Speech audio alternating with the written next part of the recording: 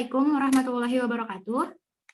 Kami dari kelompok 2 akan mempresentasikan mengenai langkah-langkah penulisan karya ilmiah.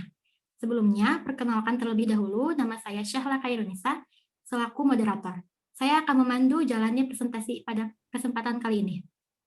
Adapun anggota dari kelompok 2, yaitu Diana Puspitasari, Jenny Nurandini, Muhammad Bastian Yusuf, dan Muhammad Faris Ramzi.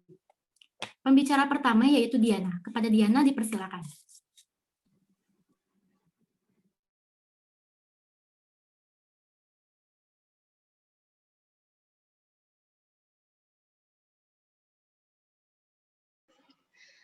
Langkah-langkah penulisan karya ilmiah. Pertama, ada tahap persiapan. 1. Memilih topik dan tema.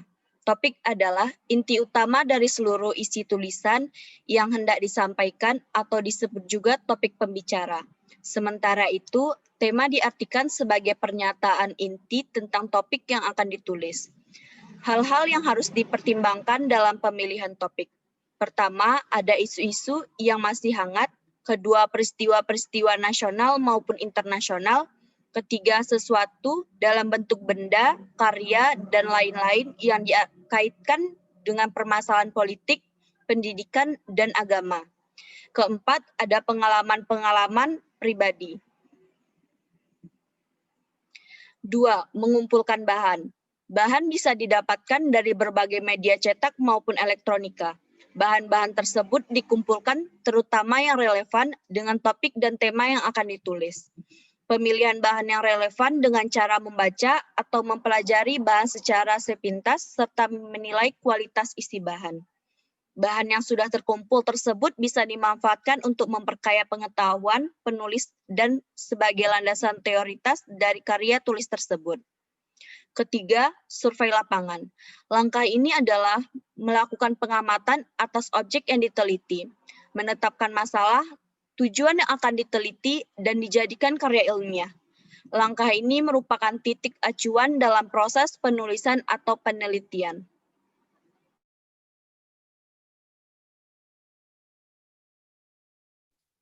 Terima kasih Diana. Selanjutnya akan dipresentasikan oleh Jenny. Kepada Jenny dipersilakan.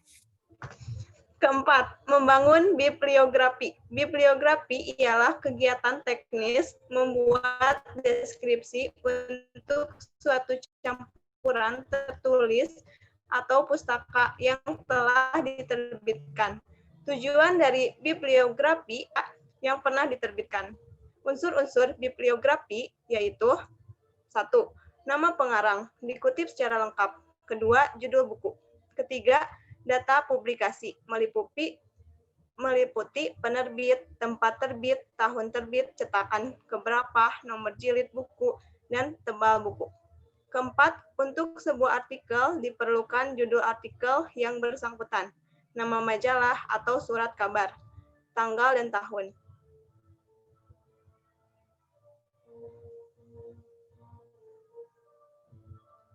Penyusunan bibliografi. Pertama, nama pengarang diurutkan berdasarkan abjad. Kedua, jika tidak ada nama pengarang, judul buku yang dimasukkan dalam urutan abjad. Ketiga, jika untuk seorang pengarang terdapat lebih dari satu bahan referensi. Untuk referensi kedua dan seterusnya, nama pengarang tidak diikutsertakan, tetapi diganti dengan garis sepanjang 5 atau 7 ketikan. Keempat, jarak antara baris dengan baris untuk satu referensi adalah 1 spesi. Kelima, jarak antar pokok dengan pokok lain adalah 2 spasi. Keenam, baris pertama dimulai dari margin kiri. Baris kedua dan seterusnya harus dimasukkan ke dalam sebanyak 3 atau 4 ketikan. Kelima, menyusun hipotesis. Langkah ini adalah menyusun dugaan-dugaan yang menjadi penyebab dari objek penelitian. Hipotesis ini merupakan prediksi yang ditetapkan ketika mengamati objek penelitian. Keenam, menyusun rancangan penelitian. Merupakan kerangka kerja bagi penelitian yang dilakukan. menyusun rancangan penelitian sebagai langkah ke-6 dari langkah-langkah penulisan karya ilmiah. Ini merupakan kerangka kerja bagi penelitian yang dilakukan. Ketujuh, melaksanakan percobaan berdasarkan metode yang dirancangkan. Langkah ini merupakan kegiatan nyata dari proses penelitian dalam bentuk percobaan terkait penelitian yang dilakukan. Terima kasih Jenny atas pemaparannya. Selanjutnya akan disampaikan oleh Bastian. Kepada Bastian, dipersilakan. Nomor 8, melaksanakan pengamatan dan pengumpulan data. Setelah melakukan percobaan atas objek penelitian dengan metode yang direncanakan, maka selanjutnya melakukan pengamatan terhadap objek percobaan yang dilakukan tersebut. Yang ke-9, menganalisis dan menginterpretasikan data. Menganalisis bertujuan untuk meneliti dan memperkirakan apa yang terjadi dari pengamatan dan pengumpulan data. Menginterpretasikan data bertujuan untuk menginterpretasikan segala kondisi yang terjadi pada saat pengamatan. Lalu yang 10, merumuskan kesimpulan dan teori. Langkah ini merumuskan kesimpulan atau teori mengenai segala hal yang terjadi selama percobaan, pengamatan, penganalisaan, dan menginterpretasikan data. Langkah ini mencoba untuk menarik kesimpulan dari semua yang didapatkan dari proses percobaan, pengamatan, penganalisaan, dan penginterpretasian terhadap objek penelitian. Format umum penulisan karya ilmiah. Ini merupakan tahap penulisan pada bagian permulaan. Yang pertama ada halaman sampul yang berisikan judul, jenis laporan yang berisikan KTI, skripsi, tesis, dan disertasi. Yang ketiga ada nama, NIM, mahasiswa, lambang institusi, nama lengkap universitas. Yang kedua ada halaman logo, yang ketiga ada halaman judul yang berisikan sama dengan halaman sampul.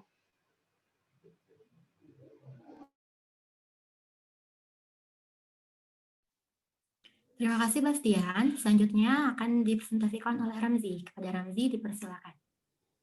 Selanjutnya yang keempat ada halaman persetujuan. Halaman persetujuan terdiri dari persetujuan pembimbing dan pengesahan untuk para penguji. Yang kelima kata pengantar. Yang keenam ucapan terima kasih. Yang ketujuh abstrak. Yang kedelapan daftar isi. Dan yang terakhir daftar tabel, gambar, dan lampiran. Selanjutnya ada bagian isi. Bagian isi yang pertama ada pendahuluan. Pendahuluan terdiri dari latar belakang pengambilan topik, rumusan masalah, tujuan. Tujuan itu dibagi menjadi dua, pertama ada umum dan khusus. Terus yang keempat ada manfaat penelitian. Lalu yang kedua ada kerangka teori atau tinjauan pustaka. Yang ketiga ada kerangka konsep. Kerangka konsep meliputi diagram kerangka konsep, hipotesa, definisi operasional. Yang keempat ada metodologi penelitian, meliputi rancangan atau desain penelitian, populasi, pengambilan sampel, dan cara pengolahan data. Yang kelima ada hasil penelitian, meliputi penguraian hasil penelitian. Yang keenam ada pembahasan.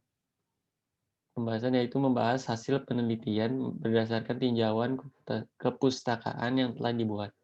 Ketujuh ada kesimpulan dan saran. Yang terakhir, tahap evaluasi. Tahap evaluasi bertujuan untuk memeriksa kembali tulisan yang telah terjadi ataupun memperbaiki berbagai kesalahan dan kekurangan dalam karya tulis.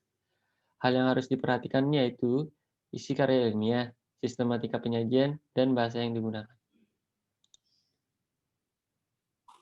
Terima kasih Ramzi atas pemaparannya. Sekarang saya akan membacakan kesimpulan mengenai langkah-langkah penulisan karya ilmiah.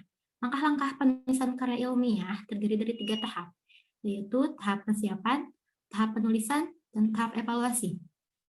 Tahap persiapan terdiri dari 1. Memilih topik dan tema, 2. Mengumpulkan bahan, 3. Survei lapangan, 4. Membangun bibliografi, 5. Menyusun hipotesis, 6. Menyusun rancangan penelitian, 7. Melaksanakan percobaan berdasarkan metode yang direncanakan, 8. Melaksanakan pengamatan dan pengumpulan data, 9. Menganalisis dan menginterpretasikan data. Dan yang ke-10, merumuskan kesimpulan dan teori. Yang kedua, tahap penulisan terdiri dari 2 bagian. Yang pertama bagian permulaan dan yang kedua bagian isi. Bagian permulaan terdiri dari 1. Halaman sampul, 2. Halaman logo, 3. Halaman judul, 4. Halaman persetujuan, 5. Kata pengantar, 6. Ucapan terima kasih, 7. Abstrak, 8. Daftar isi, dan yang ke-9 daftar tabel, gambar, dan lampiran. Bagian isi terdiri dari 1. Pendahuluan, 2. Kerangka teori atau tinjauan pustaka, 3. Kerangka konsep, 4. Metodologi penelitian, 5. Hasil penelitian, 6. Pembahasan, 7. Kesimpulan dan saran. Tahap yang terakhir yaitu tahap evaluasi, yaitu bertujuan untuk memeriksa kembali tulisan yang telah jadi, ataupun memperbaiki berbagai kesalahan dan kekurangan dalam karya tulis. Demikian presentasi yang dapat kami sampaikan. Mohon maaf apabila ada kesalahan. Wassalamualaikum warahmatullahi wabarakatuh.